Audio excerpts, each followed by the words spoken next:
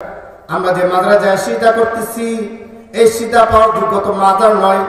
আমাদের কপালটা আল্লাহ পাক রব্বুল আলামিন সৃষ্টি করেছেন একমাত্র মালিককে সিজদা দেওয়ার জন্য। একমাত্র মালিককে যদি আমরা সিজদা দিতে পারি, মালিক যদি আমাদের প্রতি খুশি হয়ে যান, তাহলে মালিক আমাদেরকে দুনিয়াতেও শান্তি দিবেন, পরকালেও শান্তি দিবেন।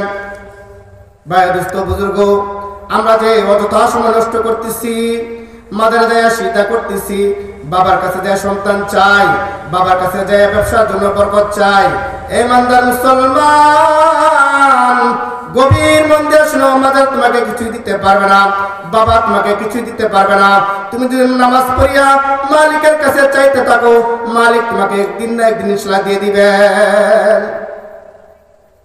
আর দুঃখের বিষয়, আমাদের কার কাছে চাইলে আমরা কি পাবো সেটাও আমরা জানি না। সবচেয়ে বড় দুঃখ লাগে জিনিসটা, আপনি যে মাদ্রাসায় চাইতেছেন, আপনি যে বাবার কাছে যা চাইতেছেন, আপনি যে দরকার কাছে যা চাইতেছেন, সে তো আপনাকে কিছুই দিতে পারবে না। আপনি কোন উদ্দেশ্যে তাকে যা চাইতেছেন?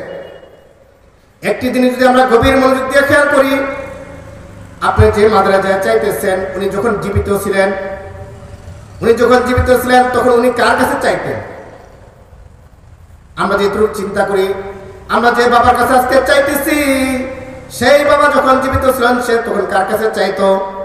সে তো অন্য কোনো বাবার কাছে চাই নাই, সে তো অন্য কোনো দরবারে চাই নাই, সে তো চাইছে একমাত্র মালিক। আমি পবিত্র কালামুল্লাহ শরীফ থেকে একখানা আয়াত তেলাওয়াত করেছি। রাসূল আকরাম সাল্লাল্লাহু আলাইহি ওয়াসাল্লামের অগণিত হাদিস থেকে একখানা ছোট্ট হাদিস আপনাদের সামনে পাঠ করলাম। এই হাদিস এবং আয়াতের প্রেক্ষাপট নিয়ে কয়েকটা কথাবার্তা বলবো ইনশাআল্লাহ। এই তাফসির মাহফিল শেষ করার জন্য বিশাল একটা গর্ব। 6 দিন ব্যাপী একটি তাফসির মাহফিল হয়, প্রতি বছরে নেই, এবছর হতে যাচ্ছে। আজ 5ম দিন, আর মাত্র 1 দিন হবে। এই তাফসির মাহফিল এত সুন্দর করে সাজিয়েছেন, টাকা পয়সা অর্থ দিয়ে, শ্রম দিয়ে, যারা মেহনত করেছেন, করবেন, সকলকে আমার মুবারকবাদ।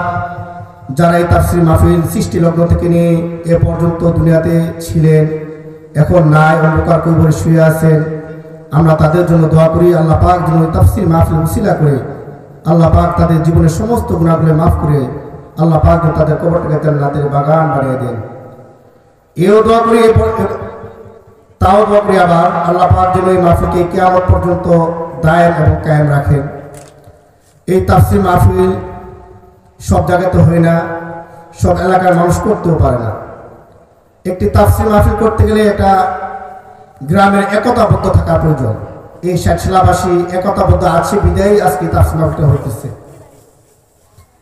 এই ষাটশিলার আশেপাশে আরো বহুত গ্রাম রয়েছে, অন্য গ্রামে কিন্তু এরকম ভাবে 6 দিন ব্যাপী তাফসির মাহফিল হচ্ছে না, তারা করতে পারতেছে না। ষাটশিলাবাসী আজ একতা আছে বিলেই এই তাফসির মাহফিলটা হইতেছে। আর এই তাফসির মাহফিলের মধ্যে এ পর্যন্ত যত মুফাসসিরে কেরাম বয়ান করেছেন, সকলে কোরআন এবং হাদিস থেকে বয়ান করেছেন। তাফসির মাহফিল কিচ্ছা কাহিনী দিয়ে হয় না, তাফসির মাহফিল হয় একমাত্র কোরআনের তাফসিরের মাধ্যমে। কিচ্ছা কাহিনী দিয়ে বহুত ওয়াজ মাহফিল হইতেছে, হবে। তাফসির মাহফিল এটা কিচ্ছা কাহিনী বলার জায়গা না।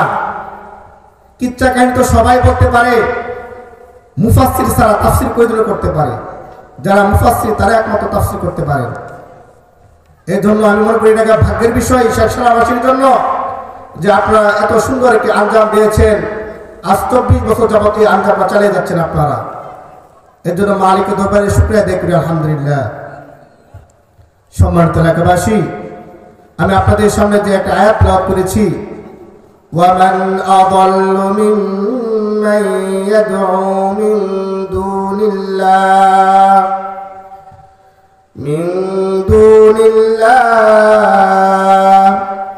ومن أضل ممن يدعو من دون الله من لا يستجيب له إلى يوم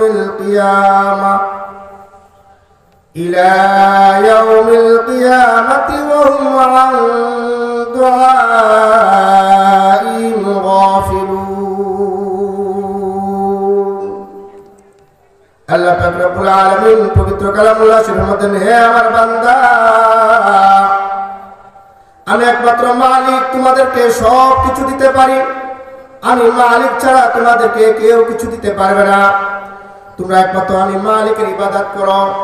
তোমরা যা পূজা করতেছ, তোমরা যে বস্তু পূজা করতেছ, মন দিয়ে শুনে রাখো, হ্যাঁ বান্দা, তোমাদেরকে কেউ কিছু দিতে পারবে না আমি মালিক ছাড়া। তোমরা যদি তার কাছে কিয়ামত পর্যন্ত চাইতে থাকো, তাহলে সে তোমাদেরকে কিছুই দিতে পারবে না। আল্লাহ পাক রব্বুল আলামিন আমাদেরকে সৃষ্টি করেছেন, আমরা যা চাইবো একমাত্র মালিকের কাছে চাইবো। একটা জিনিস বোঝা দরকার।